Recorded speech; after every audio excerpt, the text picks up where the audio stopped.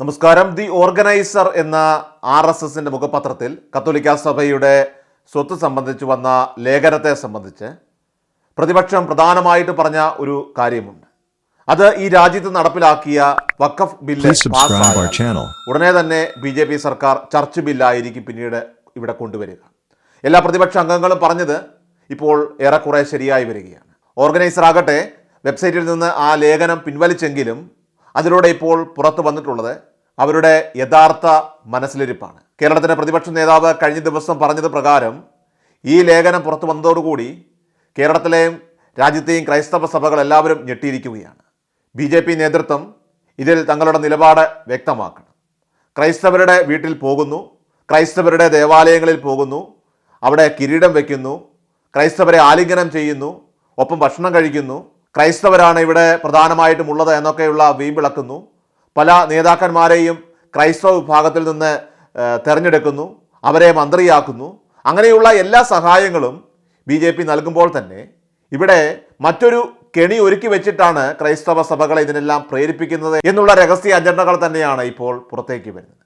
അതായത് ക്രൈസ്തവ സഭകൾക്ക് എത്രയോ എണ്ണിയാൽ തീരാത്ത അത്രയ്ക്കും അവരുടെ പേരിൽ സ്വത്തുണ്ട്, സ്ഥലമുണ്ട് എന്നുള്ള യാഥാർത്ഥ്യം പുറത്തു വന്നതിനെ തുടർന്ന് ഇപ്പോൾ വഖഫ് ബില്ല് എന്തിനു വേണ്ടി ഉണ്ടാക്കിയോ അതേ തരത്തിൽ തന്നെ ചർച്ച് ബില്ലും ഉണ്ടാക്കാനുള്ള ഒരു തീരുമാനത്തിലേക്ക് അവർ കടക്കുന്നുവെന്നുള്ളതിൻ്റെ വ്യക്തമായിട്ടുള്ള സൂചനയാണ് RSSന്റെ ഈ മുഖപത്രം ഓർഗനൈസർ നൽകുന്നത്. അത് വളരെ വ്യക്തമായി തന്നെ കേരളത്തിൻ്റെ പ്രതിപക്ഷ നേതാവ് VD സതീശൻ ഇവിടെ തുറന്നു പറഞ്ഞിരിക്കുകയാണ്.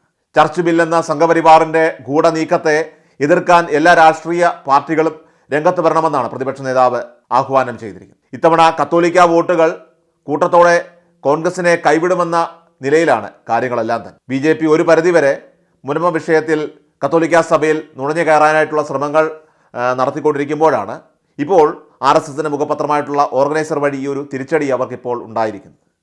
രാജ്യത്ത് വഖഫ് ബോർഡിനേക്കാൾ സ്വത്തുള്ളത് കത്തോലിക്ക സഭയ്ക്കാണെന്ന ഓർഗനൈസർ ലേഖനത്തെക്കുറിച്ച് BJPയുടെ ദേശീയ സംസ്ഥാന നേതാക്കൾ നിലപാട് വ്യക്തമാക്കണമെന്നാണ് കേരളത്തിലെ കോൺഗ്രസ് നേതാക്കൾ ആവശ്യപ്പെടുന്നത്. RSSന്റെ നിഗൂഢ അജണ്ട അടിവരയിട്ട് വ്യക്തമാക്കുന്നതാണ് ഈ ലേഖനം. ന്യൂനപക്ഷങ്ങളെ തിരഞ്ഞുപിടിച്ച് ആക്രമിക്കുക എന്ന ശൈലിക്ക് തുടർച്ചയുണ്ടാകുമെന്ന സന്ദേശമാണ് RSSും BJPയും രാജ്യത്തിന് നൽകുന്നത്.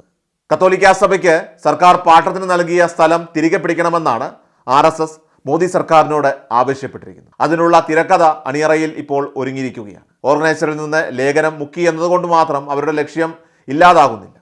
കാരണം വലിയൊരു അപകടകരമായിട്ടുള്ള അവസ്ഥയിലേക്കാണ് ഇന്ന് രാജ്യം പോകുന്നത് എന്നതിൻ്റെ കൃത്യമായിട്ടുള്ള ഒരു ഉദാഹരണമാണ് ഇത്.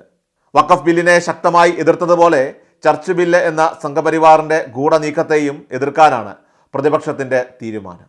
രാജ്യവ്യാപകമായിട്ട് ക്രൈസ്തവർ ആക്രമിക്കപ്പെടുന്നതിനെക്കുറിച്ച് BJPക്ക് മൗനമാണ്. മുസ്ലിങ്ങളുടെ ഭരണഘടനാപരമായിട്ടുള്ള അവകാശങ്ങളെ കാണിക്കുന്ന വഖഫ് നിയമ ഭേദഗതിയിൽ ബില്ല് പാസ്സാക്കിയതിനു ശേഷം കത്തോലിക്ക സഭയെ ഉന്നം വെച്ചാണ് സംഘപരിവാർ. അങ്ങനെ ന്യൂനപക്ഷ വിഭാഗങ്ങളെ ഓരോന്നോരോന്നായിട്ട് തകർക്കാനുള്ള ഒരു ബൃഹത് പദ്ധതിയുടെ ഭാഗമായി വേണം ഇതിനെയെല്ലാം കാണാനായിട്ട്.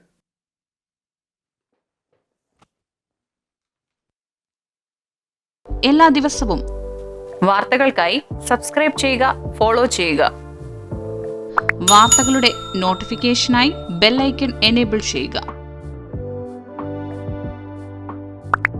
Please subscribe our channel.